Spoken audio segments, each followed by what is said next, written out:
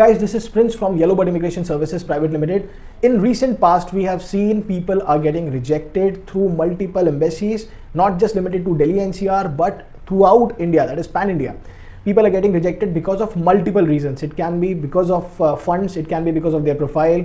Work permit में भी rejections आते हैं, कई बार ऑफर लेटर सही नहीं होता, कई बार ऐसा देखा जाता है कि आपकी प्रोफाइल के अंदर कुछ ऐसी बातें होती हैं जिसकी वजह से आपको उस पर्टिकुलर प्रोग्राम में अप्लाई करना ही नहीं चाहिए था, जो कि आपके कंसल्टेंट ने आपको बताया नहीं।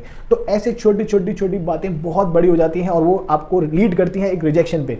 हम लोग आपके केसेस को बारीकी से देखते हैं, चाहे वो वर्क परमिट हो या परमानेंट रेजिडेंस हो या स्टडी वीज़ा हो या फिर मेयर टूरिस्ट वीज़ा ही क्यों ना हो, आपके केस को इतने बारीकी से देखने के बाद में ही आपका केस सबमिट होता है। But unfortunately since we are getting rejected cases so much so कि ऑल ओवर इंडिया से हमारे पास में रिजेक्शन वाले केसेस आ रहे हैं और उसकी वजह से आपके कूलिंग पीरियड पे भी असर पड़ता है। यानी कि जब आप हमसे रीअप्लाई करवाना चाहते हैं, रेक्टिफाई कराना चाहते हैं, तो उसमें भी आपके बीच में गैप होना चाहिए लास्ट सबमिशन से करंट सबमिशन में, क्योंकि आपकी सिचुएशन कैसे बदली उसका ब्यौरा हमें आपकी एम्बेसी को देना पड़ता है।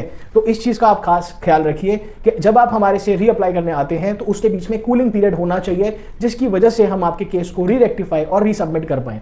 तो इस चीज़ का आपको खास ख्याल रखना है, लेकिन हम लोग कोशिश ये करेंगे कि आपका दूसरी बारी रिजेक्शन कभी भी ना आए। Thank you so much.